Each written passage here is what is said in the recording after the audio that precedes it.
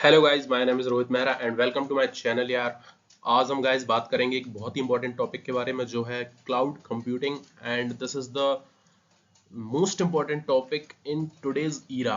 Guys देखो यार, हम जब भी कोई चीज यूज करते हैं, जब भी कोई टेक्नोलॉजी यूज करते हैं, तो हम मेन क्या करते हैं, जब फाइल को हम सेव करते हैं तो वो पर्टिकुलर स्टोरेज में सेव होती है जिससे कि हमारा स्टोरेज भरता है। और जब क्या होता है कि स्टोरेज भरता है और फिर एक टाइम पे ऐसा आता है कि स्टोरेज पूरा भर जाता है और हमें फाइल डिलीट करनी पड़ती है। ऑफ कोर्स जब रैम में जगह नहीं बचेगी तो आप कहाँ सेव करेंगे। तो इसी प्रॉब्लम को सॉल्व करने के लिए गाइज एक नई टेक्नोलॉजी है जिसका नाम है क्लाउड कंप्यूटिंग। सो गाइज ये यार एक बहुत ही बढ़िया प्लेटफॉर्म है जहाँ पे एक बहुत ही उम्दा सर्विस रहती है। तो इसके बारे में हम बहुत कुछ जानेंगे, बने रहिए वीडियो में आप।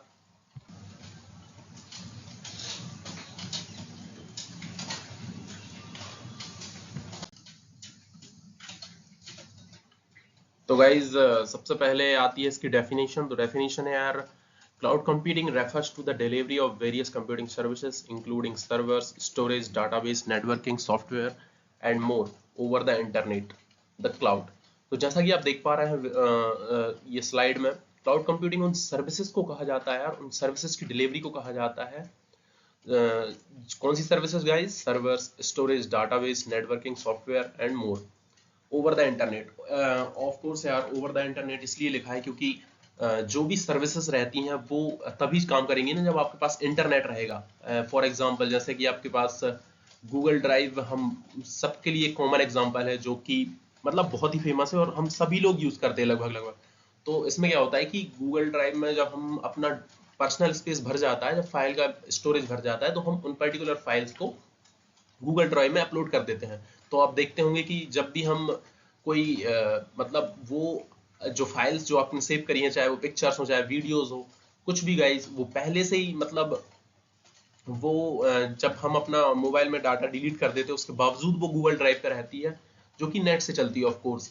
क्योंकि उसका भी एक पर्टिकुलर लिमिट रहती है गूगल ड्राइव की। तो वो हाँ, मोबाइल टू मोबाइल या वर्जन टू वर्जन डिपेंड करती है गाइस।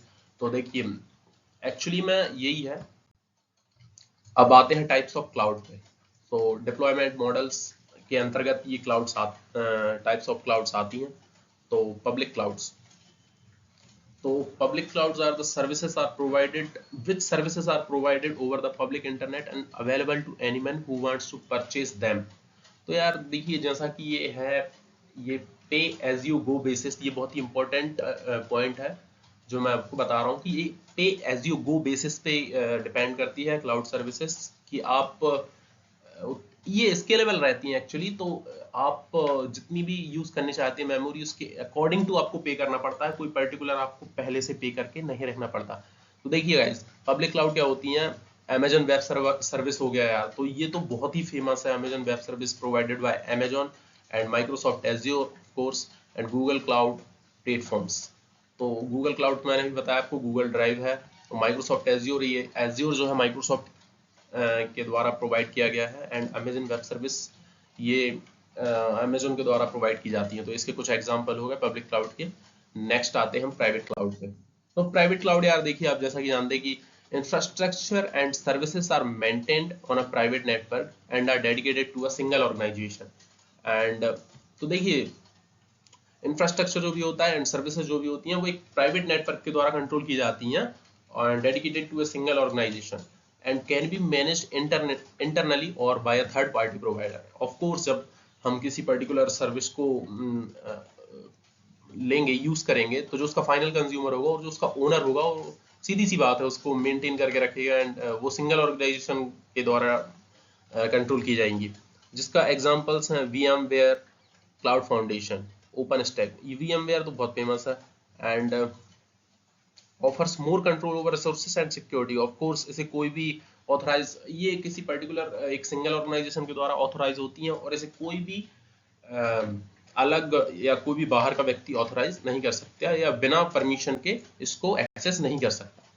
तो अब आते हैं अपनी हाइब्रिड क्लाउड पे।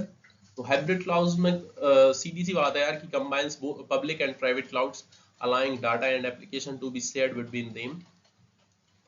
and provides flexibility to move workloads between public and private environments and helps in optimizing infrastructure and security and compliance.